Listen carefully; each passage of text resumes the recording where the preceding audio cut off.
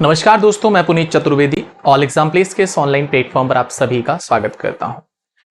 MP current affair के इस session में सबसे इंपॉर्टेंट टॉपिक हमारा आज हम यहां पर बजट का पढ़ने वाले हैं।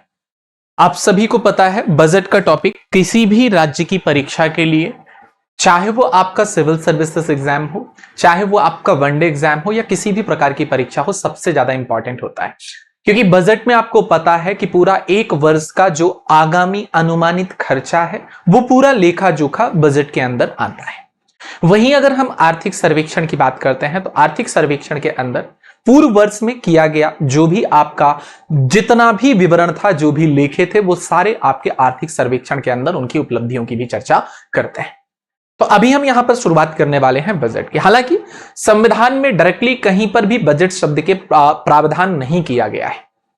यहां पर एनुअल फाइनेंशियल ईयर के बारे में बताया गया है कि एनुअल फाइनेंशियल ईयर प्रस्तुत किया जाएगा। कहीं भी बजट जैसे शब्द का प्रयोग नहीं किया गया। आप सभी को पता है बजट जो शब्द है वो बुजेट से आया है ना। बुजेट एक चमड़े का थैला था। जब उसको उस समय हमारे मतलब अगर हम बात करते हैं ब्रिटेन में पहली बार जब उसको बुजेट को लेकर, थैले को लेकर प्रवेश करते हैं, तो फिर उसके बाद में से वो बुजेट से हिंदी रूपांतरण होकर और फिर वो बजट शब्द आ गया था। हालांकि ये पॉलिटी का टॉपिक है, सारी चीजें वो एक वहां की है। हमें यहाँ पे अपनी वो चीजें कवर करनी है जो हमारे एग्जाम से रिलेवेंट है। बस एमपी का बजट, ठीक है, मूल जो बिंदु है उनके बारे में चर्चा करनी है। तो सबसे पहले हम यहाँ पे शुरुआत कर लेते हैं।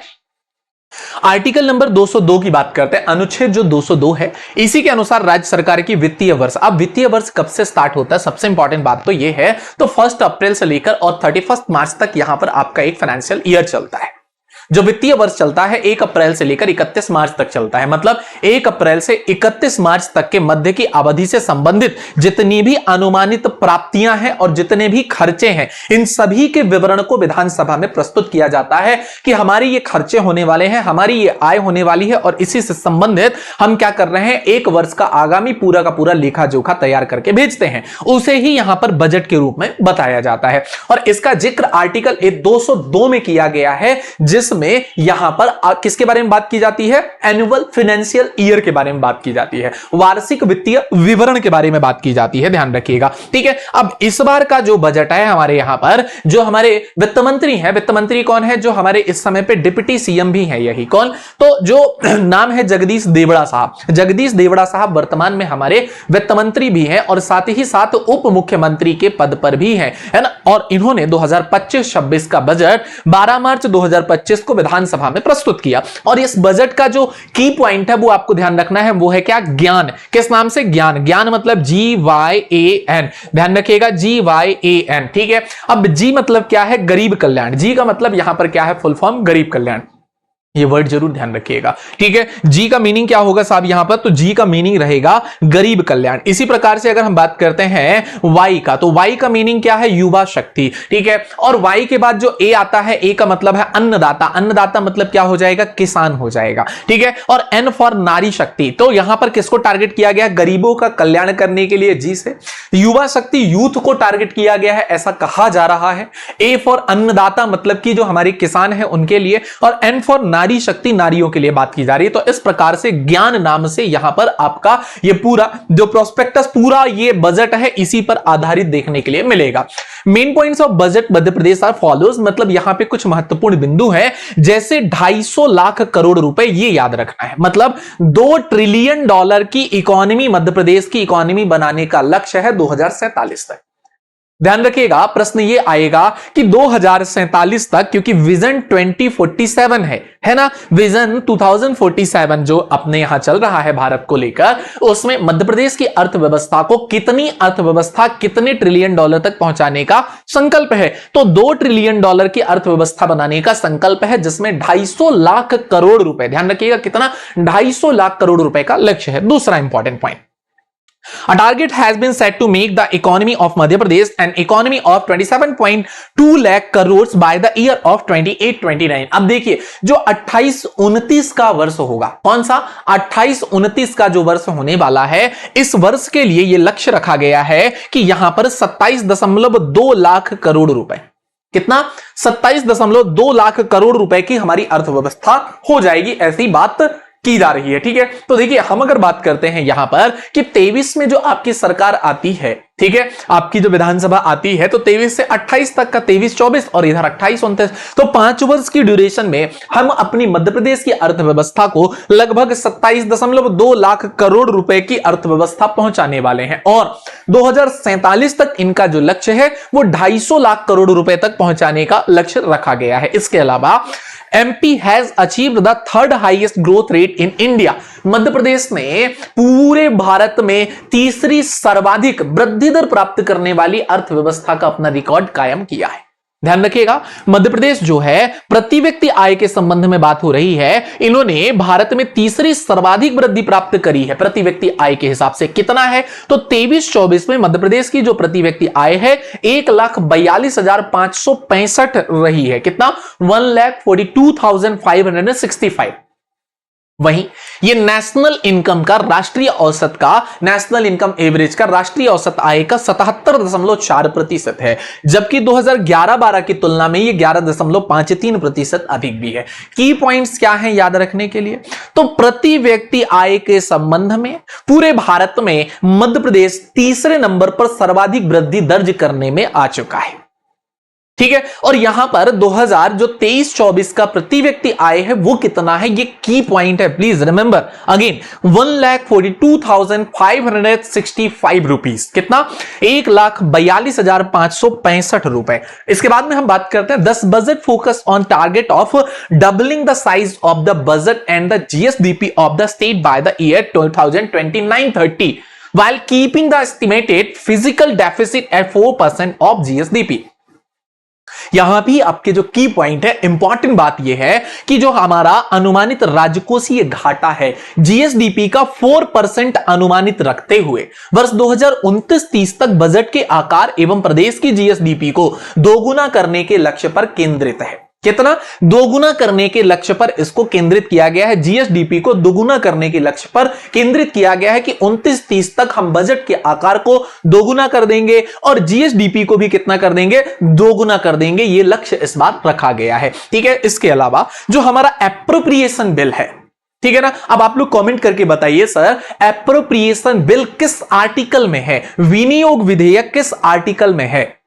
ठीक है, क्योंकि बिना विनियोग विधेयक के तो पैसा निकल नहीं सकता है। तो अब कुल विनियोग की जो राशि है 4,21,032 करोड़ रुपए है। कितना बजट है आपका, तो 4,21,032 करोड़ रुपए है। ठीक है ना, जो विगत वर्ष की तुलना में 15% अधिक है। रिमेंबर लास्ट ईयर के कंपैरिजन करें लास्ट ईयर से तो 15% यहां पे क्या है, अधिक है। 4,21,032 करोड़ रुपए, ये डेटा याद रखना, सीधा डेटा आपका पूछा जाएगा। ठीक है, बजट का डेटा कितना है, 4,21,032 करोड़ रुपए। डेली क्लासेस में मैं आपको पढ़ा चुका हूं, प्रॉपर जनसंचार की इमेज लगा के पढ़ा चुका हूं।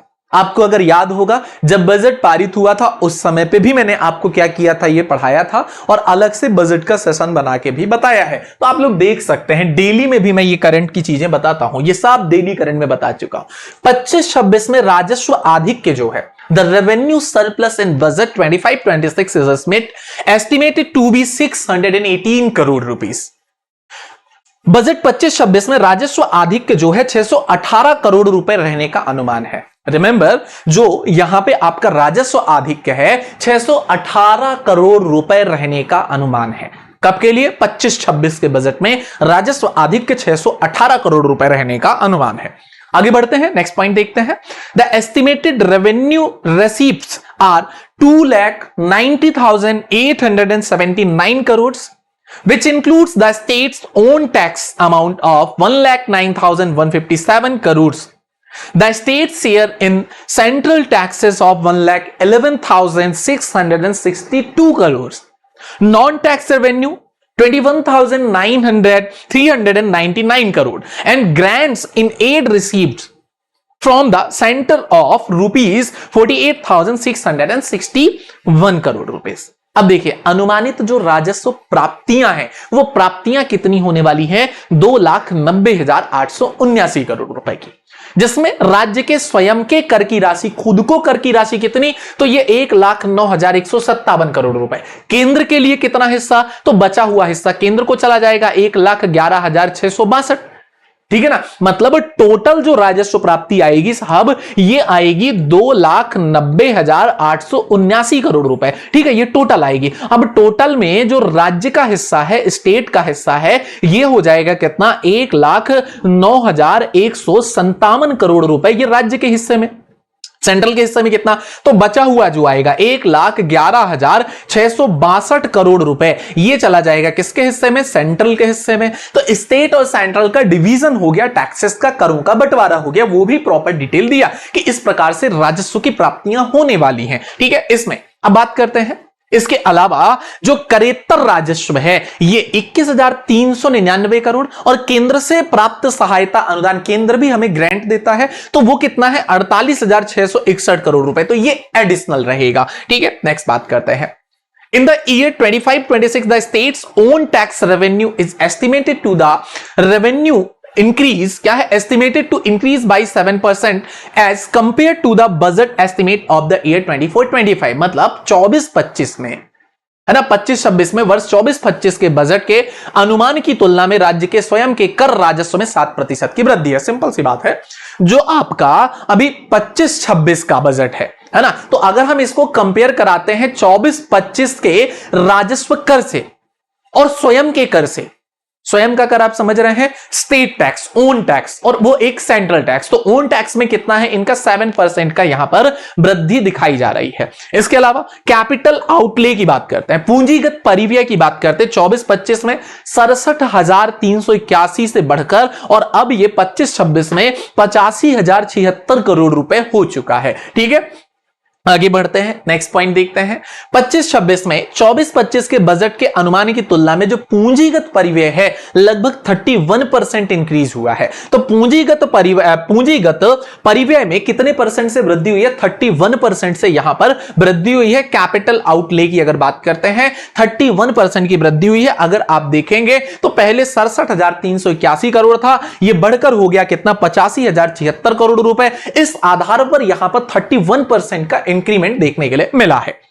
फिर capital outlay in the year 25-26 is estimated at 5.02% of the states GDP. अब पूंजीगत परिव्यय को कंपेयर करा रहे हैं किसके साथ में, सकल घरेलू उत्पाद के साथ में, तो ये कितना बताया गया, सकल घरेलू उत्पाद का 5.02% है। मतलब पूंजीगत परिव्यय 25-26 का राज्य के जीडीपी से लगभग 5.02% अनुमानित है। ठीक है, फिर बात करते हैं राजस्व व्यय, जो रेवेन्यू एक्सपेंडिचर होने वाला है, कितना एक्सपेंडिचर होगा। तो एक्सपेंडिचर के लिए बात की जा रही है कि साहब 24-25 में तो 2,60,983 करोड़ रुपए हुआ था, अब ये बढ़कर कितना हो गया, तो इस बार का जो एक्सपेंडिचर होने वाला है वो है 2,90,261 करोड़ रुपए का ये रेवेन्यू एक्सपेंडिचर होने वाला है, राजस्व में खर्चा या व्यय होने वाला है 2,90,261 करोड़ रुपए। ठीक है, नेक्स्ट बात करते हैं।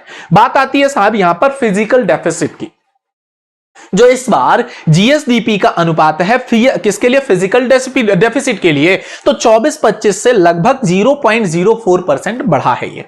मतलब 78,902 करोड़ रुपए ये आपका हो गया है, जो कि जीएसडीपी का 4.66% है। तो जीएसडीपी से अगर नहीं कंपेयर कराना तो मत पढ़िए ये। ठीक है, नेक्स्ट है जेंडर बजट की बात करते हैं। 25-26 में मध्य प्रदेश का जेंडर बजट 1,23,625 करोड़ रुपए ये क्या है, प्रपोज्ड है, अनुमानित है, एस्टिमेटेड है।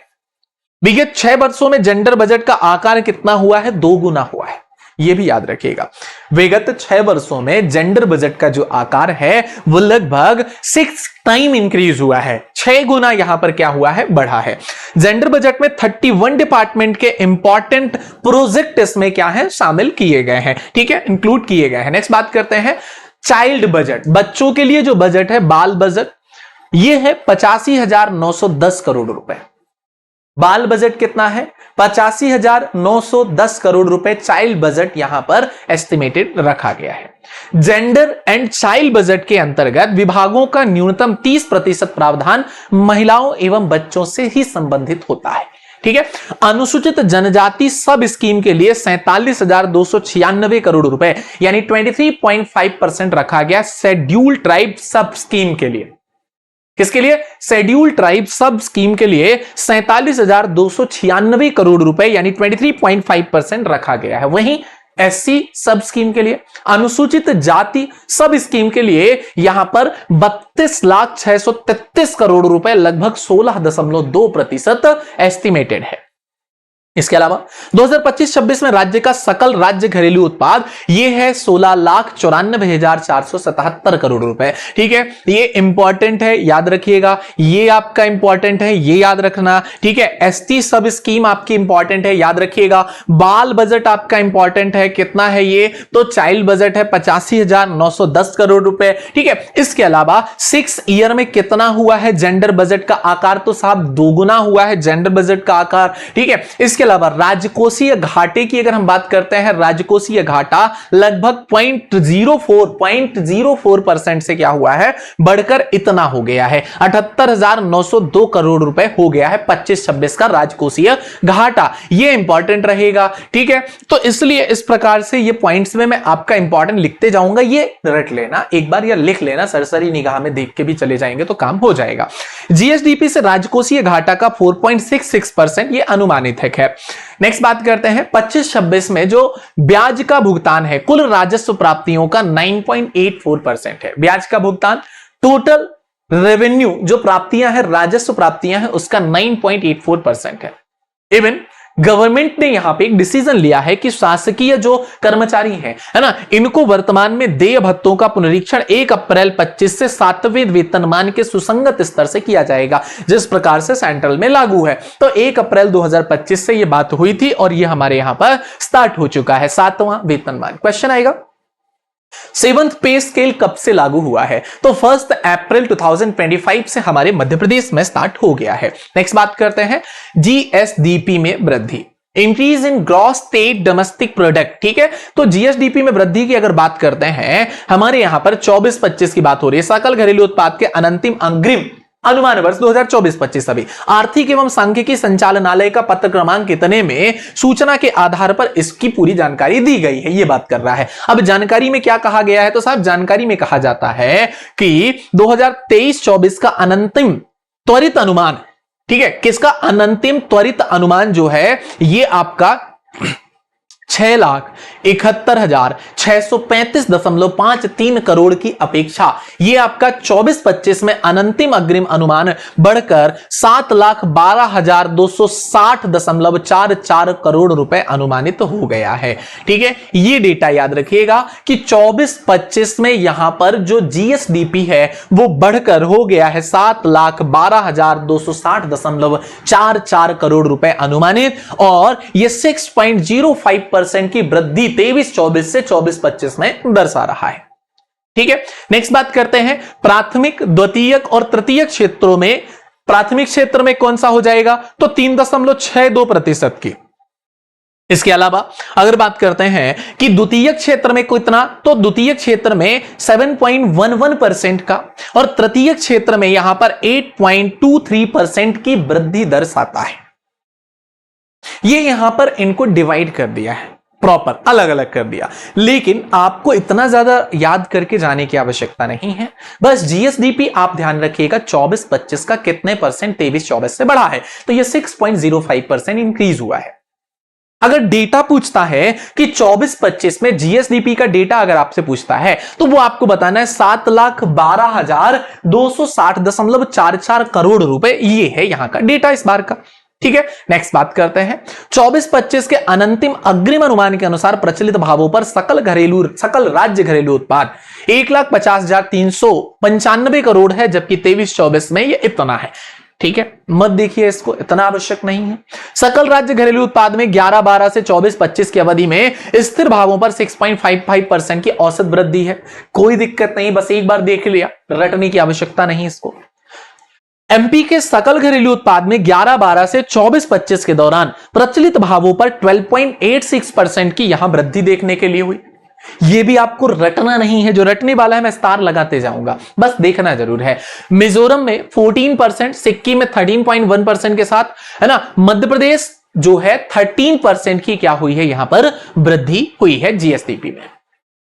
मध्य प्रदेश की सकल घरेलू उत्पाद नॉमिनल वृद्धि दर 11-12 से 23-24 के मध्य 12.97% रही, जबकि भारत में यह वृद्धि दर 10.68% रही। तो हम भारत से लगभग अगर देखा जाए तो 2% से ज्यादा ही है ना। चलिए नेक्स्ट बात करते हैं मध्य प्रदेश बजट अनुमान 24-25 सारणी में।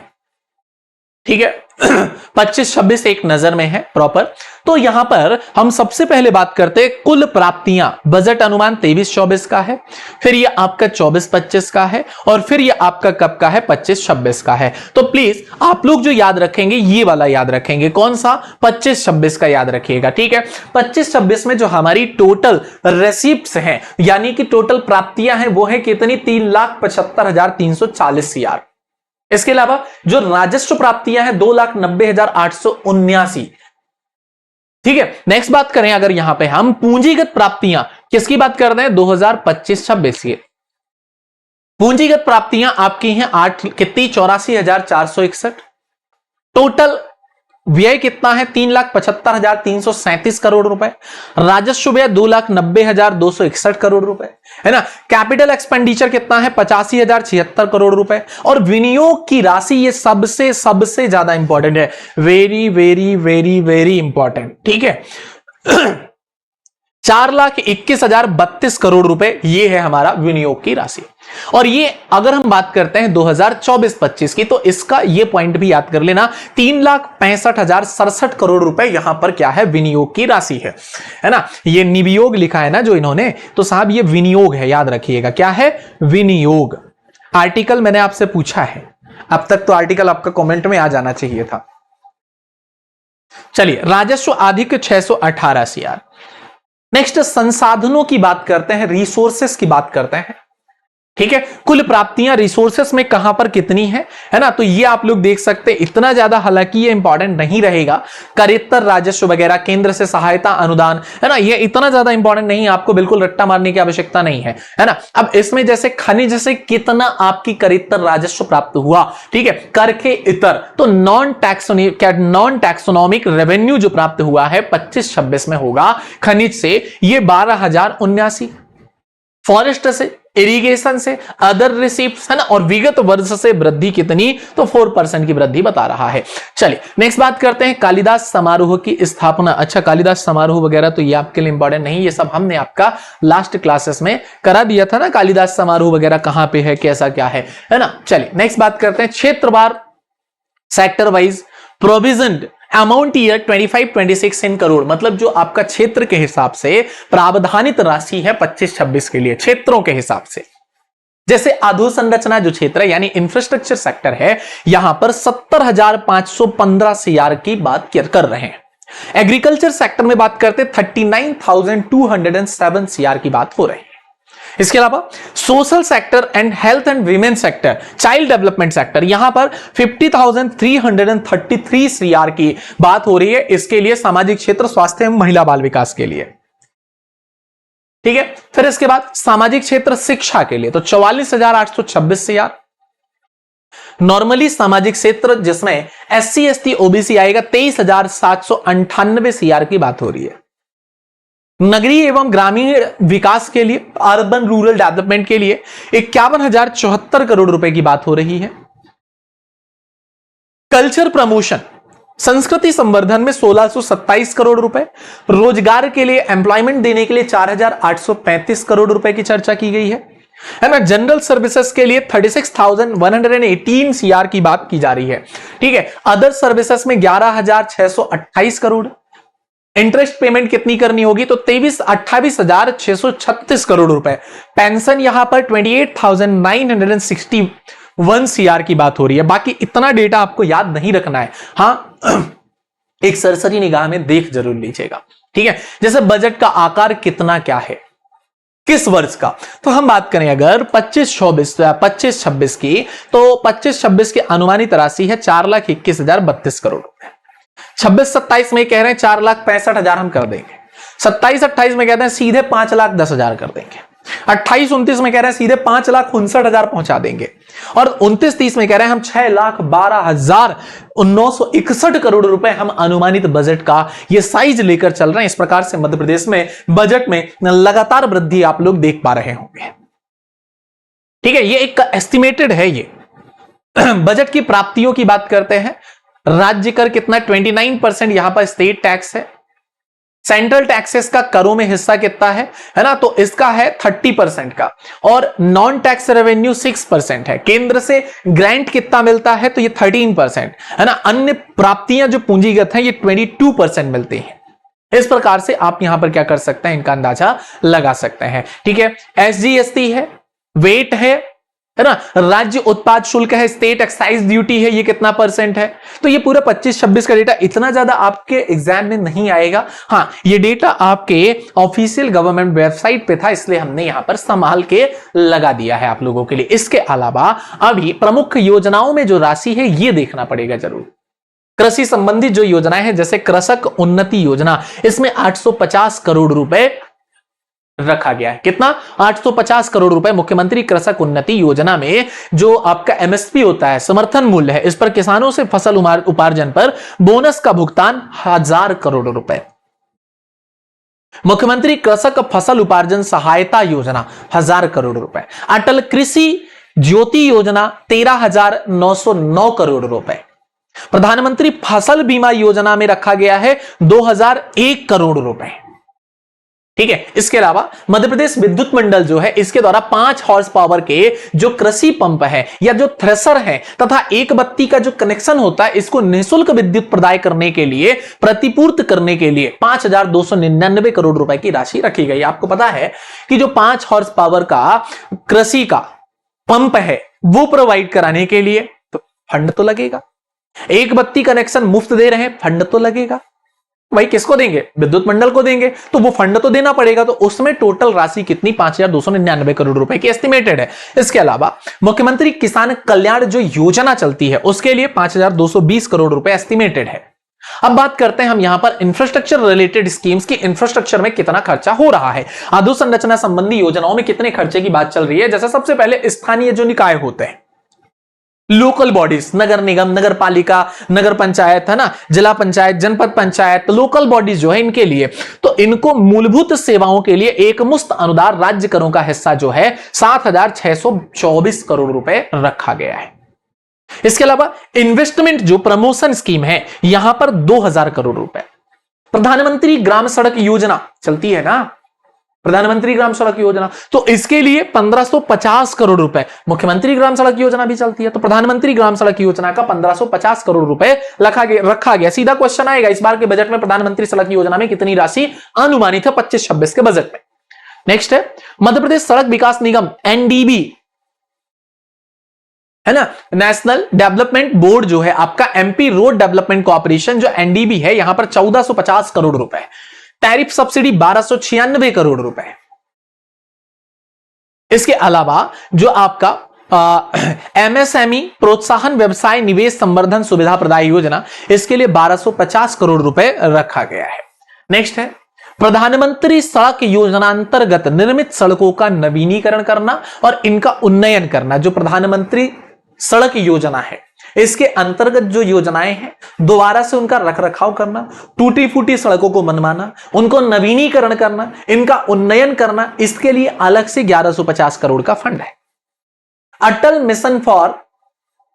Mission for rejuvenation and urban transformation, AMRUT 2.0 जिसे कहते हैं, ये 1071 करोड़ रुपए इस समय राशि रखी गई है। देखिए यहां पे केवल और केवल राशि का ही खेल है। घर में जैसे आप अपना एस्टिमेट बनाते हो ना, यहां रहते हो इंदौर में फ्लैट लेके 10,000 रुपए फ्लैट का हो गया है ना, 5,000 रुपए जो भी 10,000 रुपए आपका फ्लैट का हो गया। फिर आपके पॉकेट मनी होगी अलग से खर्चे की, पुस्तकों का खर्चा है ना, टिफिन का खर्चा, मेस का जो भी होगा वो अलग खर्चा, पेट्रोल के खर्चे, डीजल का अपना खर्चा। तो इस प्रकार से अपना पूरा एस्टिमेट बनाते हैं, वही पूरे खर्चे यहां पे सारी मदें दी गई हैं, सारी मद। प्रधानमंत्री जनमन योजना जो आवास की है 1100 करोड़ रुपए। मेट्रो रेल प्रोजेक्ट में 850 करोड़ रुपए इस बार सैंक्शन हुआ है 25-26 के बजट में। प्रधानमंत्री आवास योजना जो अर्बन है, शहरी योजना है, ठीक है, 15 वाली, तो इसमें 1000 करोड़ रुपए रखा गया है। जल जीवन मिशन JJM, जल जीवन मिशन जो national rural drinking water mission के अंतर्गत है, 17,136 करोड़ रुपए रखा गया है इसमें प्रावधान। इसके अलावा प्रधानमंत्री आवास योजना ग्रामीण 16 वाली 4400 करोड़ रुपए इसमें रखा गया है। देखो इनके सबके ईयर भी पता होने चाहिए आपको।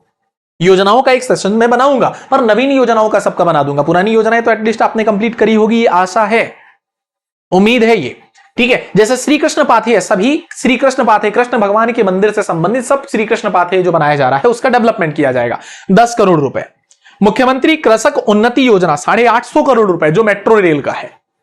डेयरी विकास प्रोजेक्ट के लिए 50 करोड़ रुपए। डेयरी विकास प्रोजेक्ट अब इन्होंने कहा है कि हम दुग्ध उत्पादन में वृद्धि करेंगे, गौवंश वगैरह बहुत सारी नई नई योजनाओं लेकर आ रहे हैं।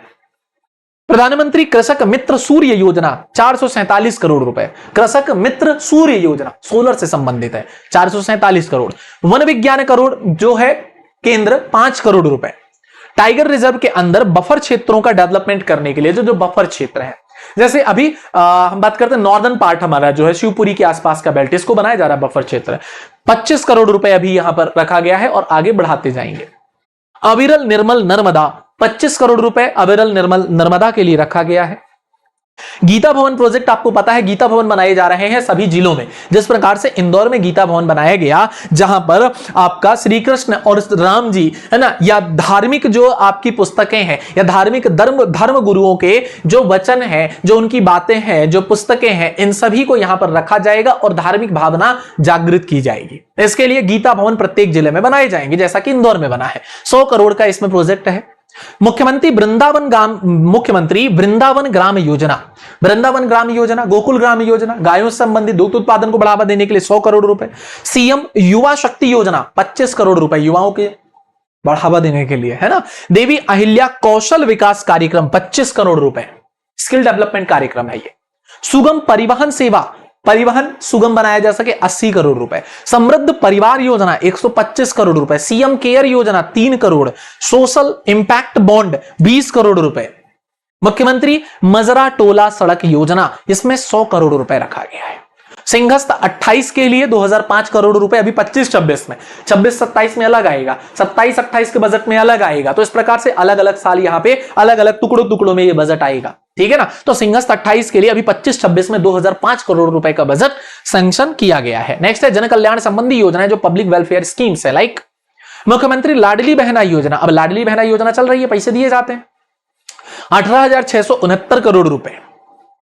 आंगनवाड़ी सेवाएं, सक्षम आंगनवाड़ी और पोषण 2.0 3,729 करोड़ रुपए इसमें रखा गया है।